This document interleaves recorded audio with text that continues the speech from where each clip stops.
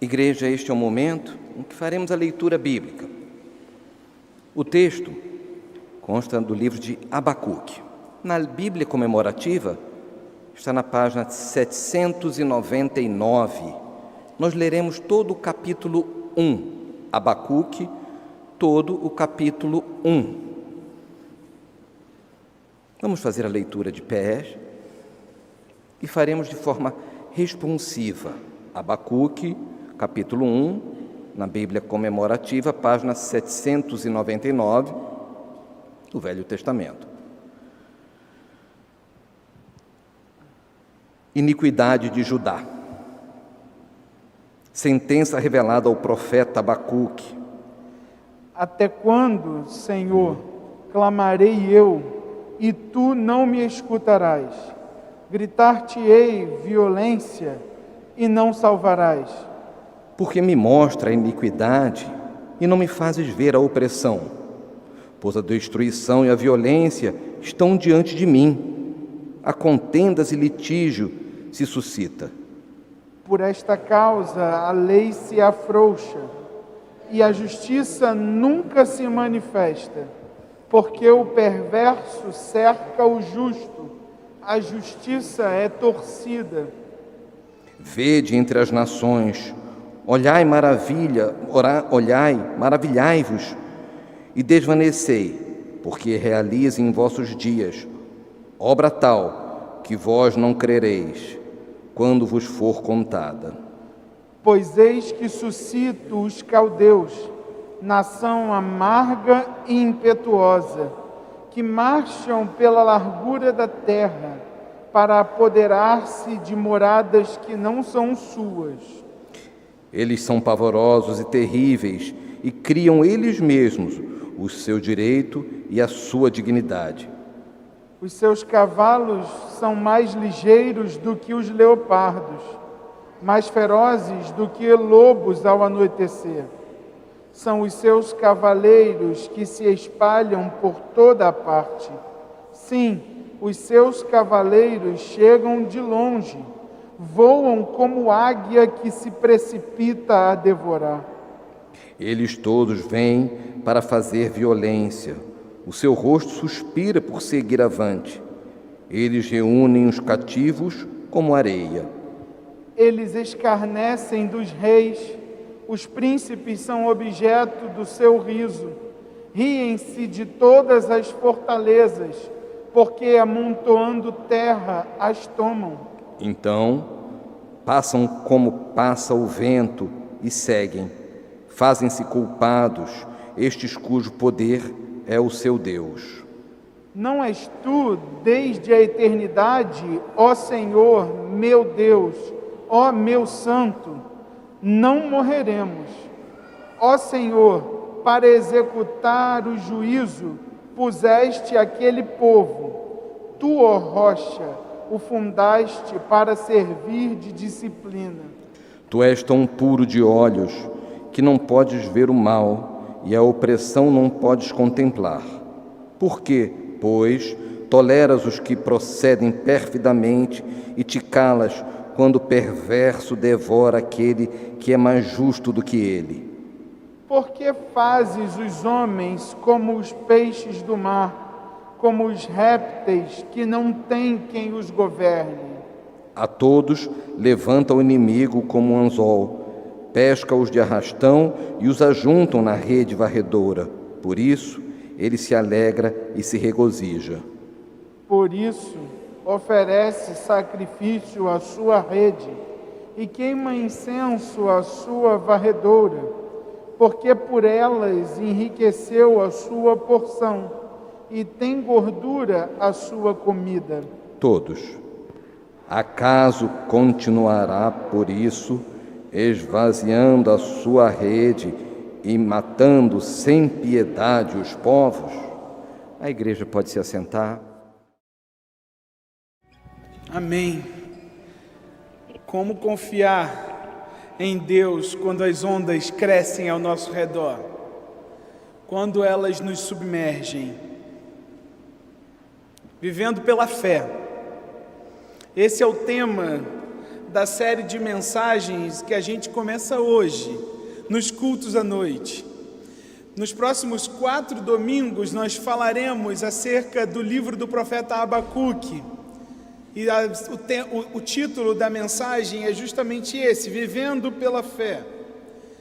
E a nossa expectativa, e eu falo no plural porque não é só minha, mas de toda a equipe ministerial, é que nós entendamos como que o profeta e os seus ouvintes, eles entendiam o que significava essa expressão viver pela fé, mas principalmente como que viver pela fé pode ser aplicado no nosso contexto, como igreja, como filhos de Deus do século 21. A gente vai perceber que viver pela fé no contexto de Abacuque não significa uma vida de triunfo, de expectativa de uma vitória que está para acontecer, mas significa muitas vezes a confiança de que o Senhor tem os melhores intentos, os melhores desejos para estabelecer justiça na terra, mesmo que isso leve o seu povo ao sofrimento. A ação de Deus em meio ao mal, o problema do mal, é um dos principais dilemas desse livro. Aliás, o problema do mal, dito assim, é um dos grandes desafios, uma das grandes discussões que existem, seja no meio teológico, seja no meio filosófico, e mesmo que você não seja um teólogo ou um filósofo, você certamente já passou por questionamentos, ou já ouviu questionamentos como: se Deus é bom, por que permite que o mal aconteça? Você já ouviu isso? Certamente você já deve ter ouvido ou passou na sua mente algumas coisas desse tipo. Porque Deus, sendo todo-poderoso, Ele não acaba direto com o mal? Já passou por isso? Por algum questionamento desse sentido? Seria Deus o responsável pelo mal? Todas essas questões, elas estão dentro desse grande tema, que é chamado como o problema do mal. E Abacuque é um livro que vai nos levar num estudo sobre essa questão. Abacuque está imerso nessa realidade do mal. Ele foi um profeta levantado por Deus no final do século 7 a.C., ali nos últimos 20 anos, entre 680 até 600 a.C., é a data mais provável que o profeta tenha vivido, ou tenha se escrito esse livro, melhor dizendo. E para entender o que isso significa, por que Abacuque tem a ver com mal, o que estar no 7º século antes de Cristo é importante, a gente precisa voltar um pouco na história dos judeus, aquela história relatada no Antigo Testamento. Vocês vão se lembrar que não é exagero a gente dizer que o povo judeu ele viveu em constantes altos e baixos. Desde que ele foi liberto da escravidão do Egito por Deus, logo nos primeiros anos, a gente pode perceber os israelitas se entregando às idolatrias. A construção do bezerro de ouro foi a primeira delas.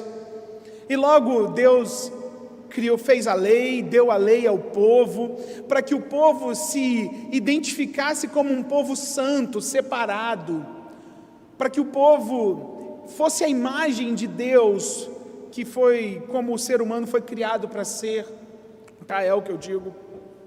Mas a gente vai percebendo que passa tempo, Israel chega e conquista a terra que havia sido prometida por Deus. Deus cumpre as suas promessas. E logo o povo se desvia novamente, começa a olhar para fora e clama a Deus: Deus, a gente não quer que o Senhor nos governe com esses juízes, a gente quer um rei. E Deus manda Saul, depois Deus manda Davi, depois Deus manda Salomão, e esses dois últimos, Davi e Salomão, foram homens que levaram o povo em temor ao Senhor, eles eram tementes a Deus, e foi um período maravilhoso do povo de Israel, do reino de Israel. Salomão morre, o reino é dividido, Israel é dividido. Lembra, reino do norte, Israel, reino do sul, Judá. O reino do norte começa a ser governado por muitos homens maus, que levam o povo a uma degradação moral. O reino do norte, ele é, em 734 a.C., ele é dominado pelos assírios, e o reino do norte passa a ser propriedade assíria. O reino do sul continua, isso porque ele alterna em altos e baixos. Às vezes é governado por reis maus que eu digo, não só violentos, mas contrários ao Senhor. Então, muitas vezes por reis maus, outras vezes por reis bons, que executam a vontade de Deus, trazem de volta o povo de Deus ao relacionamento com Ele. E o reino do sul, alternando nesses governadores maus, reis bons, é o local em que Abacuque está inserido. E é interessante a gente observar que os últimos reis, até chegar à vida de Abacuque, foi bem essa alternância entre bom e mal, temente a Deus e não temente a Deus.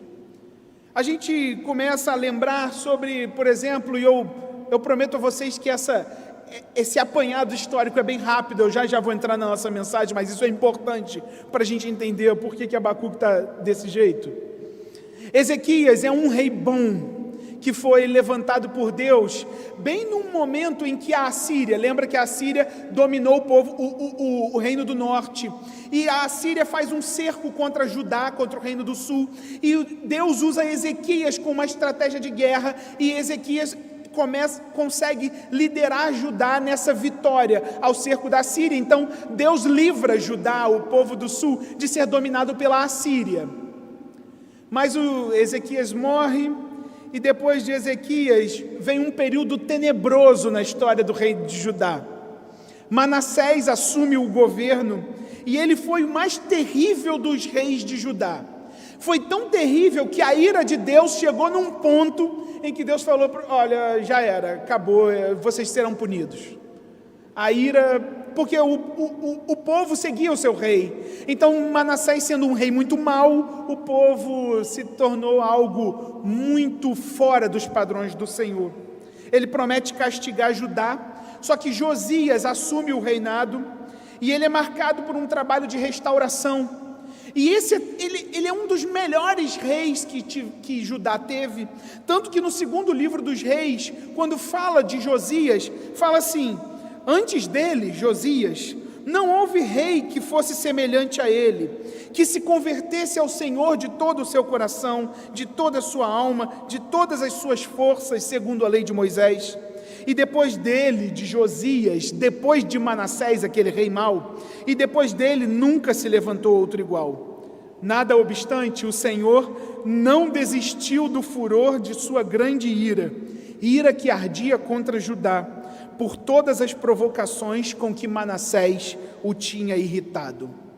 Então Manassés, ele é um rei mau, Josias o sucede, mas nem esse temor a Deus não é suficiente para que Deus retirasse a sua ira por cima de Judá.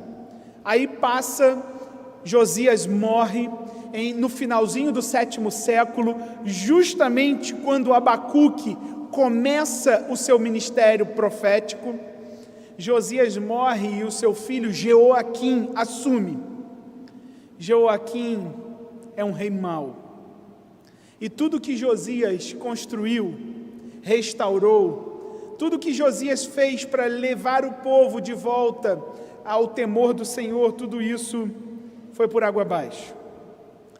E é no período dos filhos de Josias, Jeoaquim e depois Joaquim, que Judá é dominado pela Babilônia.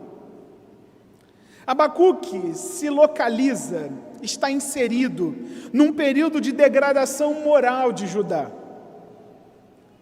Muito provavelmente nesse período após Josias, muito provavelmente Abacuque viveu os períodos bons do reinado de Josias, E quando ele desenvolve é chamado para o ministério profético, Judá já está numa degradação terrível, moralmente falando. E claro, relacionado à fé também. Então, é dentro dessa perspectiva, de que o mal toma conta de Judá, de que a corrupção moral, de fé, e até mesmo social, chega num ponto tal que Abacuque olha e diz: eu estou dominado pelo mal. O mal dominou. Abacuque abre então o seu coração diante de Deus e escreve esse livro. É interessante que Abacuque tem como significado abraçar, abraço, mas não nesse sentido afetuoso que nós conhecemos, mas num sentido como que de luta, como se estivesse apontando para a ideia de que Abacuque é alguém que luta contra Deus, que abraça-se com Deus, dizendo: não, Deus, não deixa que isso aconteça, o mal está nos dominando. É dentro desse contexto todo que o capítulo 1 de Abacuque é escrito para mim e para você. Aliás, é escrito ao povo de Judá. E nós, como povo de Deus, adotados através de Jesus, também recebemos isso. O tempo de Abacuque é um tempo árido. E para piorar toda essa degradação moral, como se não pudesse piorar, nações tirânicas se preparam com um cerco. Então o problema de Abacuque era nacional e internacional. Era moral e ele era um problema de ordem bélica. Eles estavam tendo ameaças de serem dominados. O reino do norte já tinha sido dominado totalmente pelos assírios. A Babilônia já tinha dominado a Assíria e já tinha dominado o Egito. Então é como se falasse assim: o reino de Judá estava afastado do Senhor e com muitas chances de ser dominado por exércitos estrangeiros. O que seria de Judá? Não é exagero dizer que o profeta vivia um tempo de emergência, dentro e fora do seu território. E é dessa forma, por conta disso tudo que eu falei, que eu quero utilizar do texto bíblico para falar com vocês hoje, nessa noite, na mensagem cujo tema é: o que fazer diante da superioridade do mal? Se você gosta de anotar o seu sermão, você que está aqui, você que está aqui ou você que nos acompanha pela internet, o tema é: o que fazer diante da superioridade do mal? Eu quero abrir um parêntese e dizer assim: será que essa é uma realidade muito distante da gente? Abacuque viveu 2.700 anos mais ou menos antes da gente. Seria o tempo de Abacuque muito diferente daquilo que nós vivemos hoje? Degradação moral, injustiça, violência, nações sendo erguidas ao redor do mundo com um poder inigualável.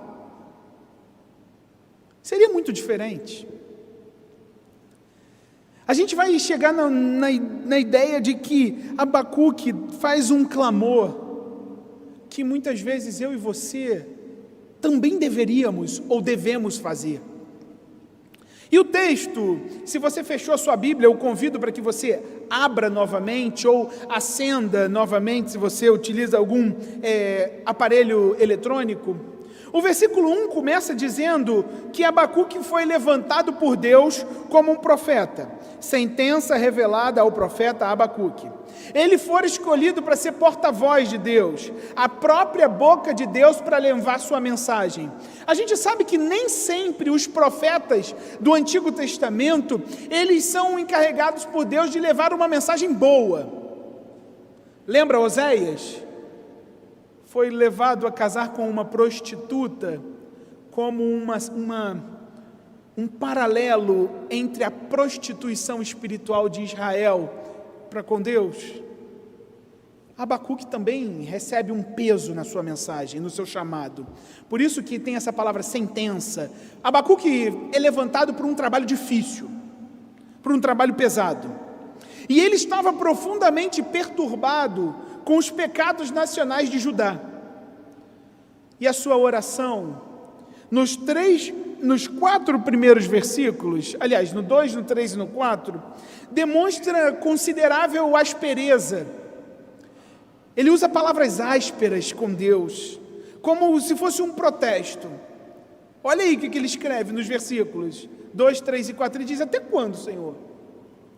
Até quando eu vou continuar clamando e o Senhor continua sem nos escutar? Até quando o Senhor vai continuar assim e não vai nos salvar? Até quando, Senhor?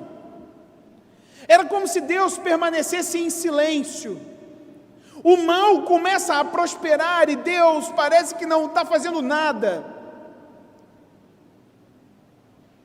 Autoridades corruptas chegam no poder e é como se Deus não estivesse fazendo nada. Abacuque chega num determinado momento e diz: até quando, Senhor? Até quando o Senhor continuará em silêncio? Até quando? Se coloque nesse lugar. Um profeta chamado por Deus para pregar a palavra do Senhor a um povo corrupto, e Deus se encontra em silêncio. Até quando, Senhor, continuarás em silêncio? Um Deus que se apresenta como um Deus bom e aparentemente está apático diante do mal. O que fazer quando existe o domínio do mal? Lembra quando, num outro momento da história do povo de Israel, quando Elias, ele tem um desafio contra os profetas de Baal, e Elias clama a Deus e Deus incendeia um determinado local, e os profetas de Baal, eles vão fazer os seus rituais, e não desce fogo do céu, e Elias começa a zombar dele, dizendo: será que o seu Deus não está ouvindo? Só que nesse momento aqui, quem está em silêncio, e não porque seja um Deus fraco como Baal, mas que permanece em silêncio, em aparente silêncio, é Yahvé, é Jeová, o Deus de Israel. E agora, o que fazer? Mas os versículos 3 e 4 vêm nos mostrar que, diante dessa superioridade do mal, Abacuque leva os males da nação diante do trono de Deus. Ele não confia nos juízes locais, ele não confia no poder dos exércitos. O que Abacuque faz é confiar em Deus e dizer: Deus, existe iniquidade, o Senhor tem me mostrado a iniquidade. E por que o Senhor me fazes ver a iniquidade e a opressão e continua sem fazer nada? Abacuque sabia que só existia um que seria capaz de mudar a história de Judá. E esse alguém é o próprio Deus. E por isso ele clama ao Senhor, mostrando os males, mostrando a injustiça. No versículo 4 ele fala, até o versículo 3 ele fala sobre violência, o versículo 2 ele fala sobre violência, o versículo 3 ele fala novamente sobre violência, o versículo 4 ele fala sobre injustiça. Ele nomeia a Deus os problemas que ele está vendo em Judá, como se ele dissesse assim: Senhor, o Senhor precisa intervir nessa história. E a gente não pode pensar que diante do silêncio de Deus era como se Deus estivesse tolerando aquilo ali. A gente sabe que Deus não aprova e nem tolera o pecado. Deus é completamente santo. Mas na verdade, conforme o texto de Romanos, no capítulo 1, versículo 18, nos mostra, a própria imoralidade e a própria incredulidade de um povo já é a execução do juízo de Deus. Lembra em Romanos, no capítulo 1, 18, quando Paulo fala assim: a ira de Deus se revela contra toda impiedade e perversão, e aí ele vai construindo aquilo ali, e ele diz que a conclusão de os homens serem infiéis, de serem incrédulos é que Deus os entregaria aos seus próprios caminhos de perversidade e de imoralidade. Então, quando a gente vê uma nação totalmente corrompida diante dos padrões de santidade de Deus, a gente não percebe, como Abacuque olha para Judá, que Deus está isento disso. Na verdade, Deus já está operando o seu juízo contra essa nação. Deus já estava operando contra Judá, mas Abacuque ainda não enxergava. Mas nós vivemos também tempos assim, não? Deus nos fez viver e nos faz viver em um país injusto. As nossas autoridades, elas são riquíssimas às custas do povo. Enquanto o povo está na miséria, os nossos governantes estão no exterior, gastando rios e rios de dinheiro. A justiça, ela permanece apática diante da injustiça. Inocentes são condenados e culpados são inocentados. Você já viu isso? Deus nos faz viver em um tempo em que os costumes são corrompidos. E costumes que eu digo aqui são aqueles que apontam para a santidade de Deus, para a identidade do ser humano conforme imagem e semelhança de Deus. A nossa noção de identidade está totalmente pervertida. O homem está sendo colocado numa posição de que ele pode escolher quem ele é.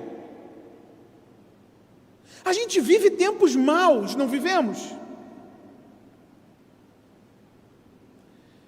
E parece que, eu não sei, por mais que o censo mostre que o número de cristãos está crescendo, os crimes continuam crescendo também.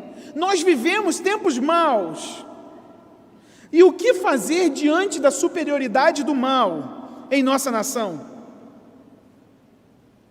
Abacuque diz ao seu Deus: Deus, eu vejo injustiça, violência, opressão. E nós? O que passa nas nossas orações?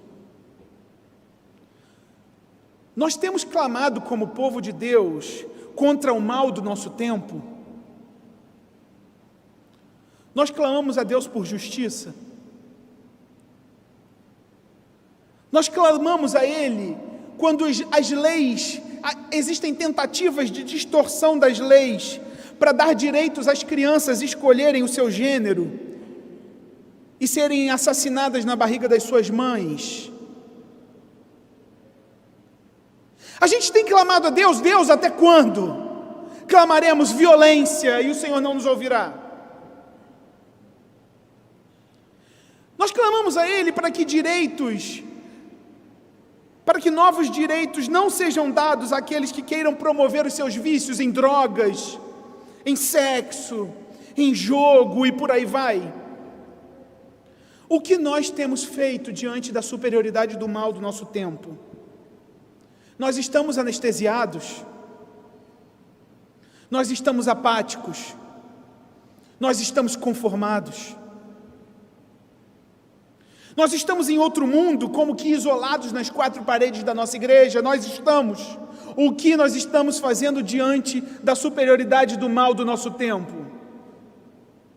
Violência, diz Abacuque, e nós temos gritado? Abacuque nos ensina, em primeiro lugar, nos versículos 2, 3 e 4, que diante do predomínio do mal, diante da superioridade do mal, a primeira coisa a se fazer é não se conformar com o pecado da nossa nação. Meus irmãos, se a igreja do Senhor não se levantar para clamar ao Senhor, quem irá? Se a igreja do Senhor não se levantar para dizer: as nossas crianças merecem viver, quem irá? Se a igreja do Senhor não se levantar para defender, para falar sobre a educação pública do nosso país, quem irá? Uma educação que é completamente cética, uma educação que tem formado, de fato, profissionais na contramão do que o Senhor Deus tem como padrão de santidade. Eu quero só abrir um parênteses dentro dessa questão da educação, de uma frase de um autor. Ele hoje mora na África, chamado Woody Baucham. Ele fala assim, sobre a educação: nós, por muitos anos, temos mandado as nossas crianças para Roma, para serem educadas em Roma. E quando elas chegam de volta para as nossas casas, a gente se surpreende que elas venham como romanas.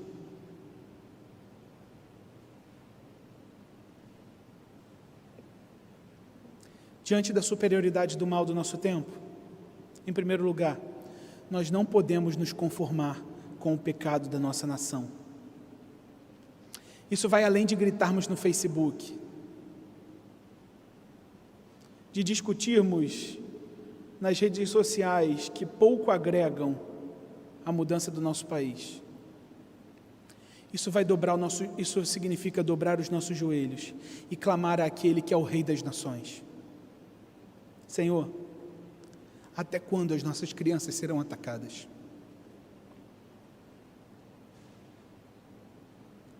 Até quando a família será descreditada? Senhor, até quando a mentira será exaltada? Senhor, até quando?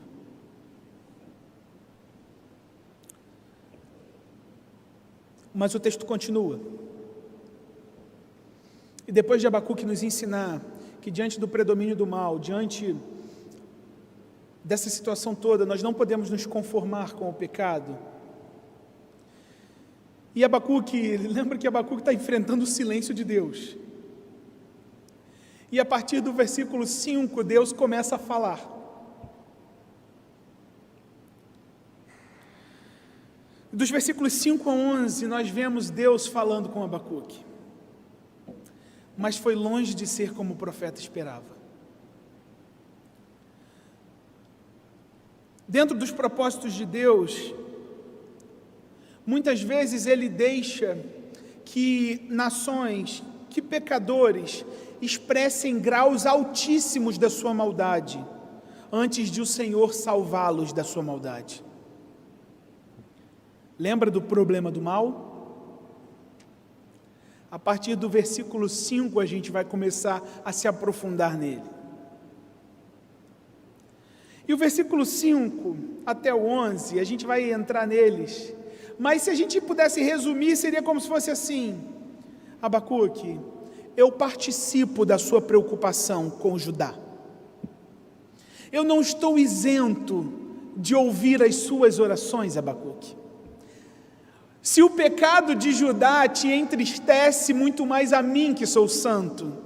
É como se Deus falasse assim: Abacuque, eu estou aqui. Eu estou aqui. E eu estou preparando uma resposta para isso. E olha o versículo 5, eu vou ler novamente, para que você veja, essa é a resposta do Senhor depois do silêncio.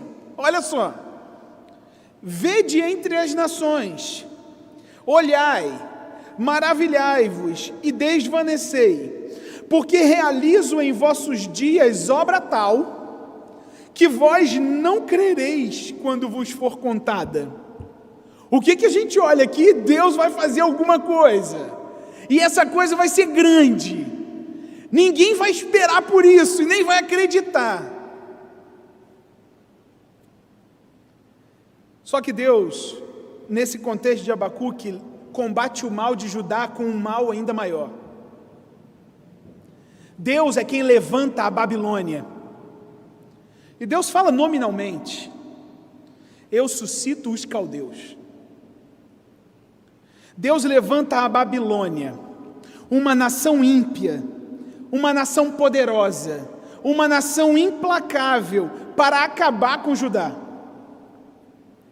Havia problemas de injustiça em Judá? Havia. Então Deus levanta um povo que eles mesmos eram o seu próprio direito, como diz o versículo 7. Eles são pavorosos e terríveis e criam eles mesmos os seus direitos. Se Judá não olha para a justiça de Deus, agora Judá está entregue a um povo que faz deles mesmos o seu próprio direito, a sua própria justiça. Havia violência em Judá. Eles não estavam olhando para a bondade de Deus, mesmo conhecendo esse Deus, tudo bem. Então eles serão dominados por pavorosos, por terríveis, por aqueles cujos exércitos são ágeis como os leopardos. Eles reunirão, eles dominarão tudo, e todos aqueles que serão cativos serão como grão de areia. Eles serão levados para a Babilônia, porque eles são poderosos, porque o poder é o seu próprio Deus. Deus disciplina Judá, entregando-os a uma nação terrível. Isso já havia sido anunciado lá no livro do Deuteronômio, capítulo 28, e eu quero ler com vocês, porque Deus já havia anunciado isso. Diz assim: se vocês desobedecerem a Deus, o Senhor levantará contra ti uma nação de longe, da extremidade da terra virá como um vôo impetuoso de águia, nação cuja língua vocês não vão entender, nação feroz de rosto, que não respeitará o velho e não terá piedade do moço. Ela comerá o fruto dos teus animais, o fruto da tua terra, até que sejas destruído, e não te deixará cereal, mosto, azeite, nem as crias da tua vaca e das tuas ovelhas, até que te haja consumido totalmente. Se te artear em todas as tuas cidades, até que venham a cair em toda a tua terra os altos e fortes muros em que confiavas, e te sitiarás em todas as suas cidades, em toda a terra que o Senhor teu Deus te deu. Só que Judá não deu ouvidos ao seu Deus. Judá não atentou para a justiça de Deus, que por ser totalmente justo, precisa condenar o injusto, o culpado.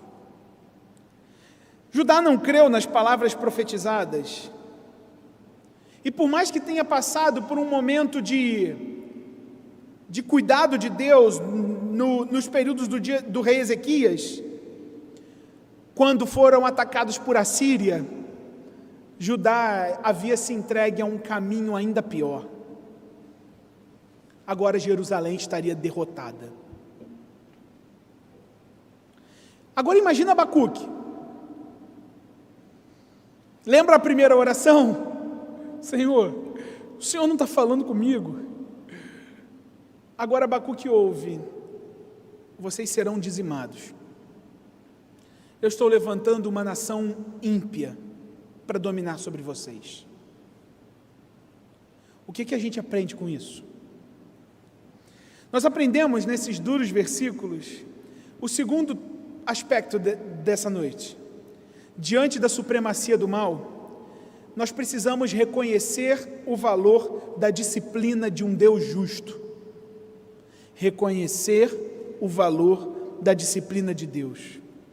Esse texto pode ser complicado para aqueles que abraçam teologias estranhas, que limitam Deus a alguns de seus aspectos, como amor e bondade, mas excluem outros aspectos revelados na Bíblia, como justiça e ira.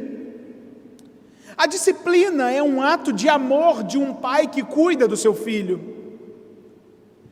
Hebreus 12 nos ensina isso, que a disciplina não é ruim, por mais que as nossas leis queiram dizer que os pais não podem fazer isso com os filhos. Lembra das leis anticristãs? A disciplina é um ato de bondade. Isso deve ser motivo de conforto para a gente, para os crentes em dias de domínio do mal. Se nós somos disciplinados pelo Senhor, é sinal de que nós somos amados pelo Senhor. E Deus usa a disciplina, conforme o segundo livro de Samuel, no capítulo 24, para curar dos pecados e para nos ensinar a viver em santidade. Reconhecer o valor da disciplina é entender que Deus nos lapida através do sofrimento. Que o sofrimento não tem como objetivo que a gente seja enxergado como coitadinho nesse mundo. Mas que todo o sofrimento, como muitas e muitas vezes é repetido na Bíblia, lapida a nossa fé, fortalece a nossa fé. Há valor na disciplina de Deus, mesmo que vivamos em um tempo que só consegue exaltar coisas boas, como se nós fôssemos feitos para vencer, como se a vitória estivesse diante de nós. E como se nós tivéssemos que vencer sempre. A gente não precisa entender a razão da disciplina, mas a gente precisa permanecer firme, sem menosprezá-la, sem fraquejar diante dela. E isso assim te aplica de duas formas. Como que você pode reconhecer a disciplina de Deus? Em primeiro, nós não devemos ser insensíveis quando somos disciplinados por Deus. O que eu quero dizer com isso? Como se a gente abraçasse uma ideia, um pessimismo exagerado de que o mundo é mau mesmo. E a gente se veste de uma casca dura, que nada nos abala. É assim mesmo. O mundo está caindo ao nosso redor, mas é assim, faz parte. Lembra que Abacuque está se doendo disso tudo? Porque disciplina dói. Ela é feita para a gente voltar para os caminhos do Senhor. Não é para que a gente seja crente casca dura, independente por aí. Mas também a disciplina não serve para sermos murmuradores. Ó céus, ó vida. Lembra aquele desenhozinho? Como se tudo na nossa vida só fosse sofrimento. Existe sofrimento, mas acima do sofrimento existe a vitória de um rei que conquistou já por nós. Essa profecia nos ensina, a profecia de Abacuque, nos ensina que Deus usa forças brutais contra o seu povo, quando esse povo está decaído espiritualmente, para corrigir-lhe o caminho. A pergunta que me faço é, diante da disciplina do Senhor, eu tenho voltado ao Senhor? O que eu tenho feito diante de tempos tão maus? E depois que Abacuque ouve essa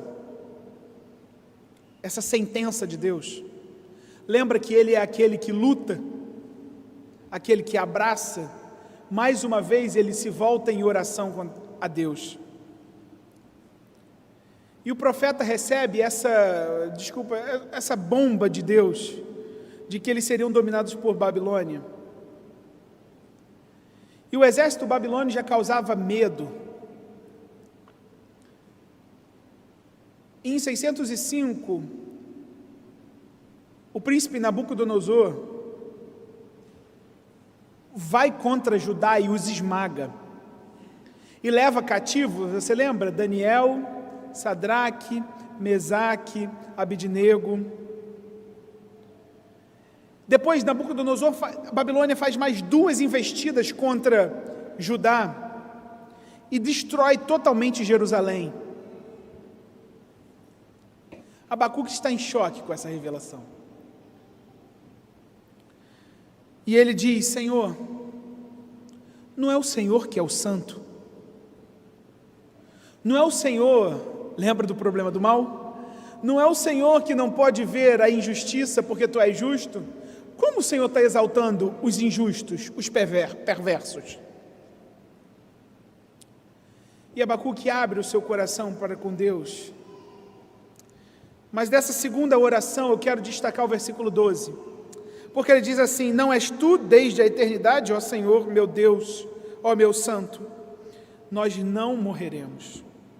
Ó Senhor, para executar juízo puseste aquele povo, tu, ó rocha, o fundaste para servir de disciplina.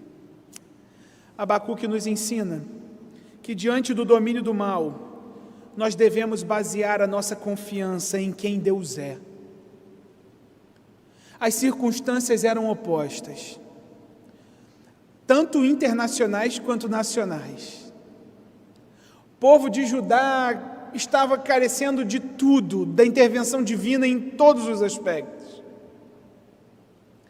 Mas o que Abacuque diz é: Senhor, Tu és eterno, Tu és santo e Tu és justo.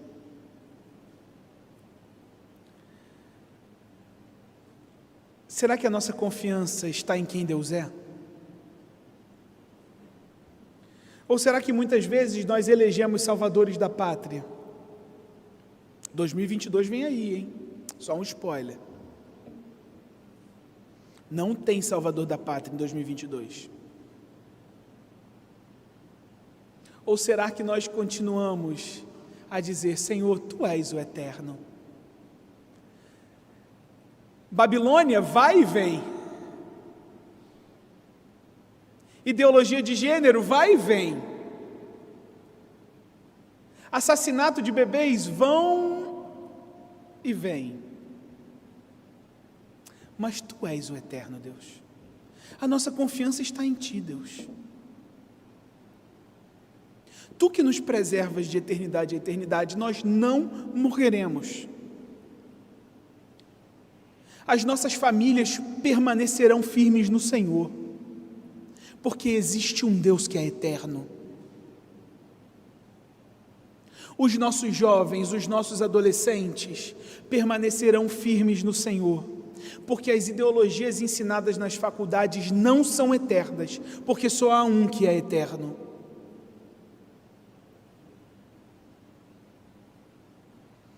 É o Senhor que é responsável pelo nosso cuidado e pelo nosso destino. É por isso que não é o texto de hoje, mas essa oração de Abacuque termina no versículo 1 do capítulo 2. Quando ele declara quem Deus é, abre o seu coração, o que ele diz diante do mal? Eu vou esperar. Eu vou me colocar na minha torre de vigia. E eu vou esperar o que o meu Deus fará.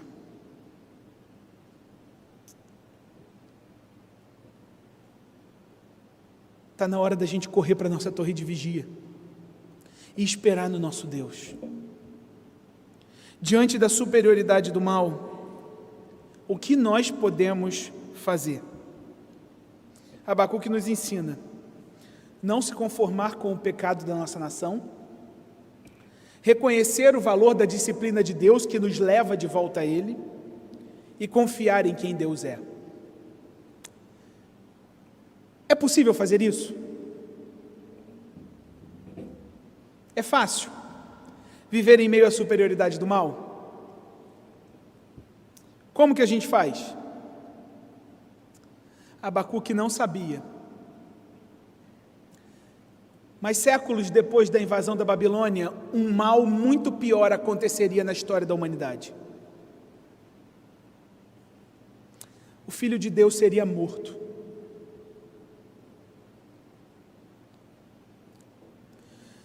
Deus enviaria o seu próprio Filho para morrer, para combater o mal.